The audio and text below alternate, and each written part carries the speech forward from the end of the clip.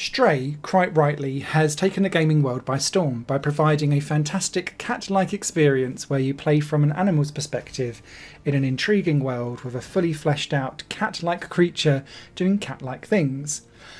It's taken the world by storm, it's cute, it's fun, it's interesting and quirky. But at the same time that Stray came out, another animal-based game came out that seems to have flown under the radar for a lot of people, and it's called Endling, Extinction is Forever.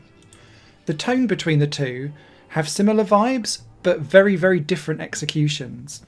Endling is a survival-based atmospheric adventure where you play as a mother fox trying to keep yourself and your 4 cubs alive whilst the forest is burning around you and being turned into an industrialised wasteland for dumping rubbish. And there's lots of adult themes kind of going on in the background around how we treat nature, and it's a second-rate cousin, really, in a way, and how we're just dumping all over nature and not looking after our planet. And this deals with the consequences of this for this fox and her 4 cubs. How many of those cubs survive is entirely up to you and dependent on your actions. And this game is going after your heartstrings, tugging at your emotions. You're going to get PTSD. I had anxiety every single level trying to work out, especially as I was starting to explore out very, very wide and trying to find new areas to explore for food and rats to eat and things like that. I was running very close to the wire, and seeing those poor little cubs get injured or hurt or looking like they're about to starve, or getting myself injured either through human encounters or getting my head caught in a plastic bag or getting my leg caught in a fox trap. Jesus Christ, this game is an emotional drain. And for me, that's a good thing, but I can totally tell for some people they're just like, I can't deal with this. So know that going in, this one is going to ruin you. And it wouldn't be a game that I'd necessarily recommend coming back to like day in, day out. You'll need to play it all the way through. It's relatively short, it's a couple of hours, but you'll then need to kind of like park it to one side, emotionally process it, and then come back for that remindance, because it leaves a strong impression on you. And that's really its big lasting point. So I've talked about like how it made me feel and the PTSD that's involved with that. What's the actual gameplay loop? So in Endling, the best way to describe this game is that it's a survival time loop.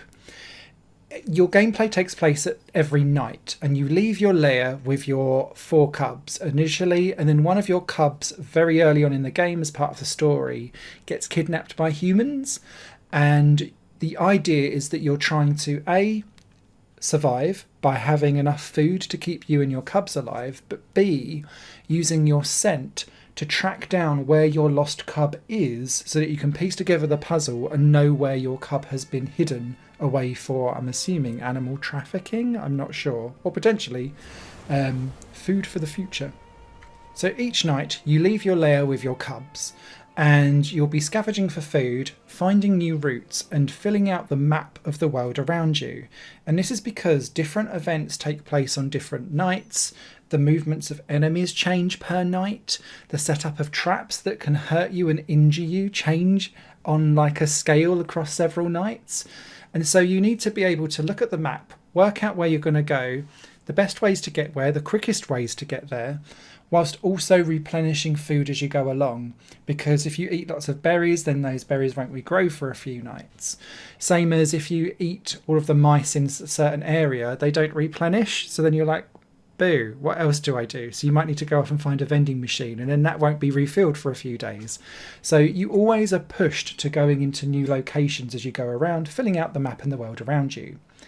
Enemies change location as well, so that means that some nights some areas are blocked off because you can't win against humans in battle, or it could be that you've got one of these extinctors, I think they're called, that will just shoot you if they spot you under their light, and then that's a pretty much game over for you because it's a one-shot kill.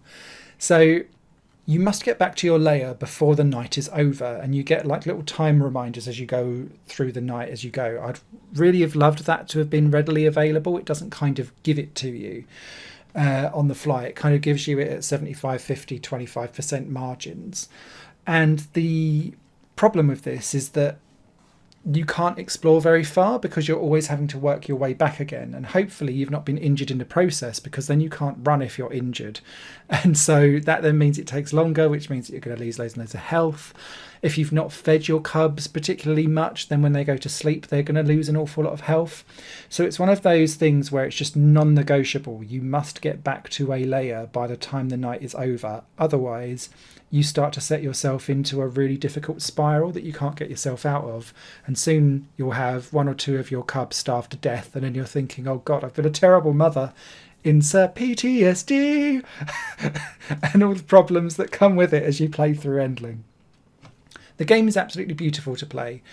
I really like the way how scent is done. It reminds me of A Dog's Life in PS2, where you'd go around trying to sniff for all the different scents, except this kind of is like a wafty wave that goes around.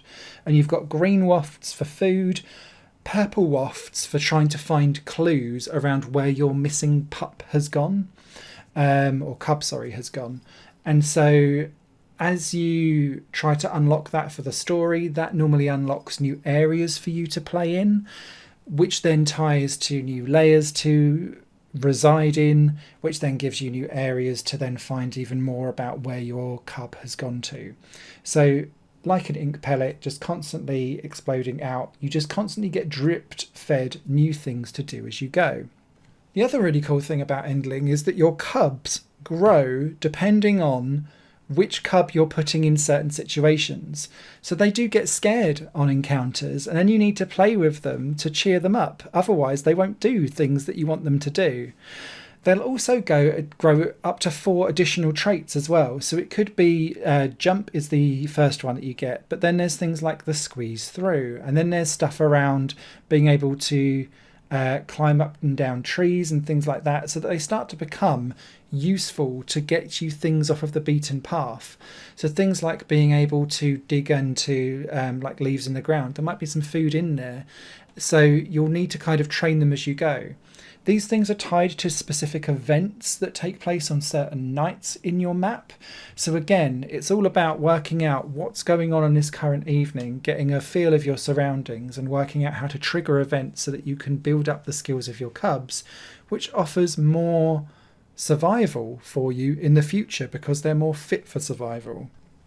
Graphically, I think this game is absolutely beautiful. I really love, particularly from the Act 2 and Act 3, where you get the other layers later on in the game, there's much more of a kind of night to dawn cycle of graphics and lighting, which I thought was absolutely beautiful. There's also a stunning soundtrack here that reminds me heavily of Spirit of the North, which is another Fox-based emotional platform adventure type game. These two kind of go almost hand in hand, although this is much more around survival than that one is. But yeah, they know how to pull out a string section to tug at your heartstrings. Endling isn't perfect though. If you don't get into that survival time loop and you get a little bit annoyed at having to always return back home, I think that might irk you a little bit. Thankfully, the game is short enough so that, and it constantly drops new things in front of you, that it didn't become an issue for me, but I could see it becoming an issue for some other people. The other thing is that I did want some more interaction between myself and my cubs. Yeah, I could bark at them and they would come and follow me. Yeah, I could play with them when they were scared so that they would cheer up a little bit. And there were specific event interactions that were quite cute. What you do get though is that when you get back to your lair, you get like some really cute things of them like chewing on some bones or just like tumbling over each other, and those things are absolutely gold dust because it holds the whole emotional thread of this game all together. Not that you needed more of it, but it feels more like a family unit and it gives it more humanity and humility, I guess, which I'd have liked some more of if I'd have had some more interaction buttons. Though I guess the reason why they're not there, though, is because this game is really harsh because it's trying to make the point that these animals are living night to night for survival. So you don't really have time to play around. You got to go out there and get some dinner because otherwise you're all going to be dead by tomorrow. So that's why the stakes are so high. I really enjoyed this game. I've purposely left out all gameplay footage from the third and final act because I don't want to spoil the ups, downs, twists, turns and traumas of it for you. But yeah, expect to be left emotionally devastated. That's all I will say. And I'll let you decide whether that's you, the Cubs, everyone, the Badger, the world, all coming to extinction because, as Endling says, extinction is forever. Written review over on highplayinggames.com. Don't sleep on this one. I appreciate everyone is loving Stray at the moment. This deserves some love too. Take care.